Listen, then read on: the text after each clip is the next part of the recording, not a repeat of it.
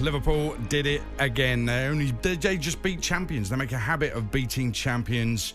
We will get back to your calls very, very shortly. 03717 22 But after Liverpool's win against his club, talkSPORT's chief football correspondent Alex Crook caught up with Man City keeper Stefan Ortega, who took aim at the Liverpool fans.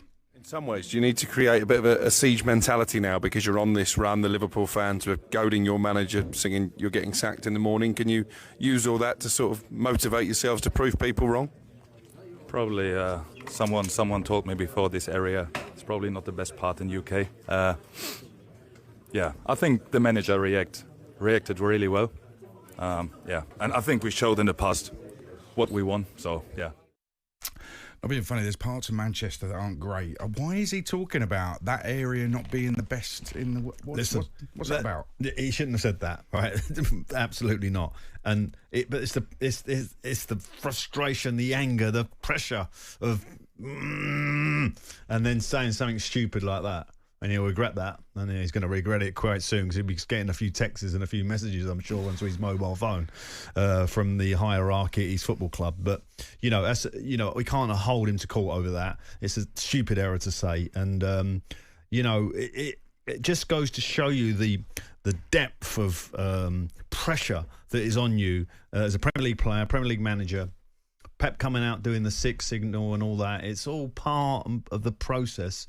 It draws you out this game. It brings out the best in you sometimes, but it can also bring out the worst in you.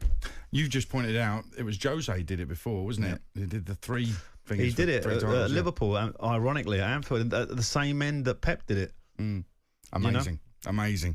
Let's get to some of your calls. Jimmy, Liverpool fan, was at the game. How you doing? Good evening. Thank you so much. Great show as usual. Thank you. It's Amy, by the way. It's Amy. A few months back, I said if Slot could be half of what Paisley was when he took over after Shankly, we would be in a very good position, keeping the squad together and just build on what Klopp did. And now we can see he's having his own authority on this squad. And you know what? It's a bit too early to talk about the title. It's very good to lead by 9 points, but you don't win titles in November. It's a good place. We just need to carry on and see where the season takes us. But it's very good being a Liverpool fan at the moment. Just exactly where we need to be, top of the table and top of the Champions League. Yeah. I just want to point out here, just to do the maths again, Liverpool are 9 points clear. So therefore, for anybody else to have a remote chance, they have to lose another 3 games.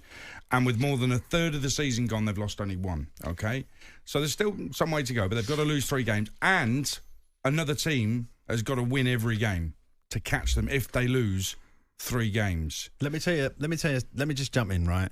Because there's one stat for me that actually absolutely is outstanding from this Liverpool team. and they reminded me a little bit of Chelsea's team. I've mentioned it to you before about the team that conceded 15 goals in the whole of a Premier League season, which was, I think, Mourinho's first year or second year. And this Liverpool side so far have conceded 8 goals in 13 games, right? That's it. Just 8 goals. And that is like half of the next team.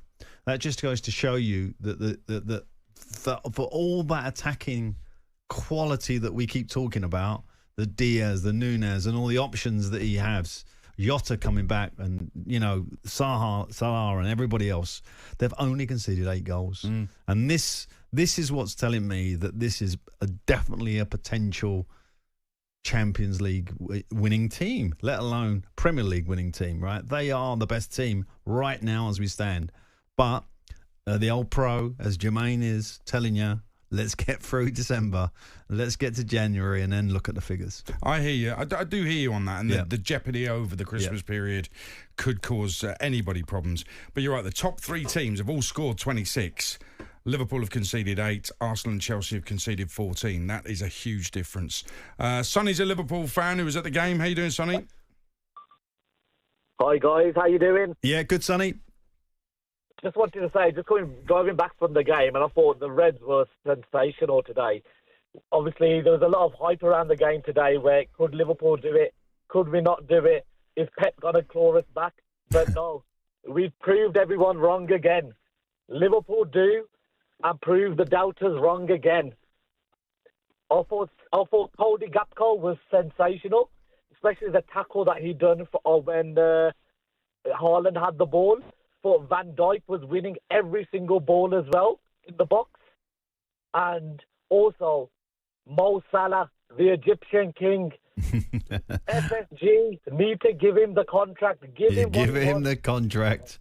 Give him the 4 years, Sonny. I know. He needs to stay. He's got records to break. 11 goals, 7 assists. He's 1 goal behind Haaland. He's sensational. Yeah.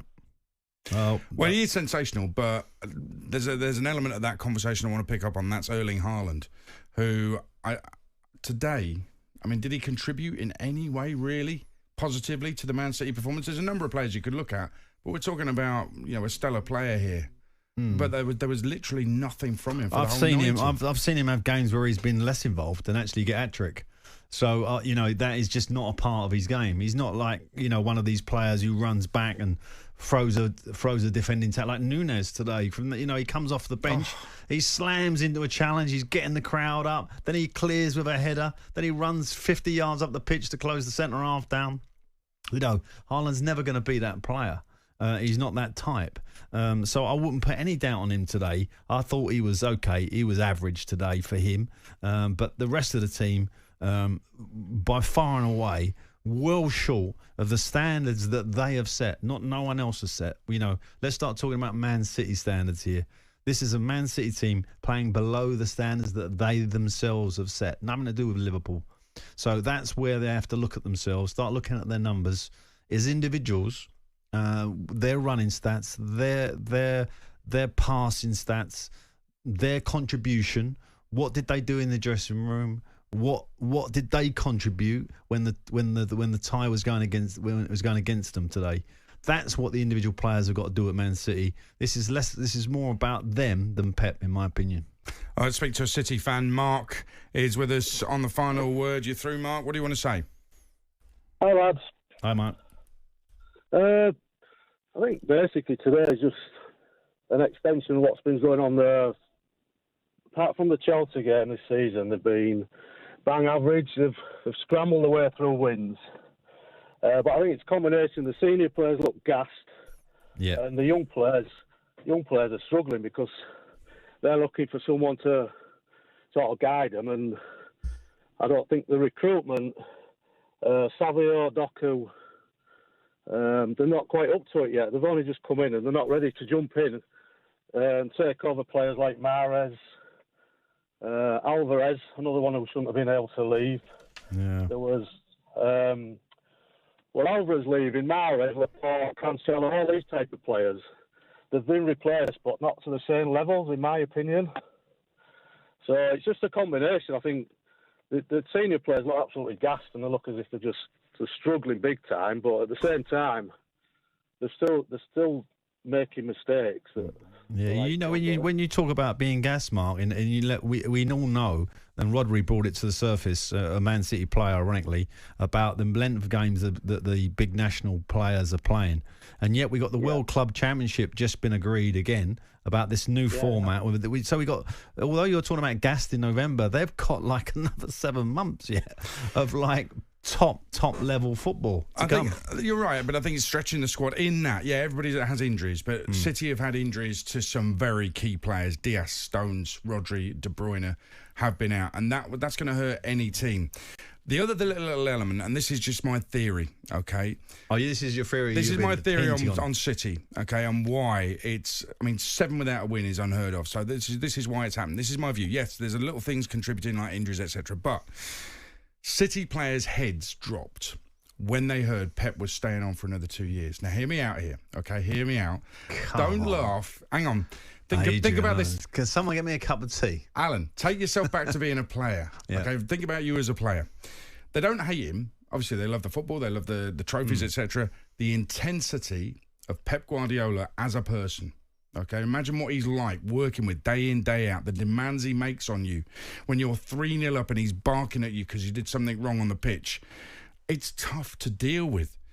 and you need a break from it. And they all thought he might be going, so they all thought there was light at the end of the tunnel, and then word gets around he's staying on for another couple of years. Heads dropped. That's my theory on what's happened at City. Okay, well, look, you've been in the game a long, long time, and you're entitled to your opinion. I don't agree with it, but you're entitled to it. Because, all managers should be pushing players. You should all be, don't think down the bottom that we're not as quite as driven as Pep Guardiola. We are. We want more, we want this, we want that. And, yeah, I would suspect some of that group, particularly if he's dropped them like on 3-4 occasions, not for rotation, but actually left them out the side when they were going well or whatever, or in form, and he perhaps didn't handle it particularly. There might have been 5 or 6 of the squad who must have thought, maybe it might be better if he goes, for me personally. And then when he did sign, so that I can understand where you're going with that, but I don't see that across the whole squad. I just don't. But the intensity that he works at, the intensity that he's playing at, or wants to play at, is an issue for them. I see him against Inter Milan. I think we both did the game, right? Yep. And was it 0-0? 0-0. Yep. I thought it was a terrific game. Yep. And I actually thought at that particular night that Inter Milan was slightly better than them. Right? When I left the stadium, agree, yeah. I actually thought, I was expecting City to be a level above Inter Milan. I know it's Inter Milan, but this is in the current era of all the finance that we have in the Premier League. We've grown above the Serie A teams, and but I thought that, and that's why I think now maybe there were some signs, like Mark suggested there earlier on, that we didn't pick up on, that they were like getting through some victories, perhaps on reputation and perhaps on a little bit of quality here and there coming out. But at the moment, that is not happening. On AM, on DAB, via the talkSPORT app and on your smart speaker. talkSPORT.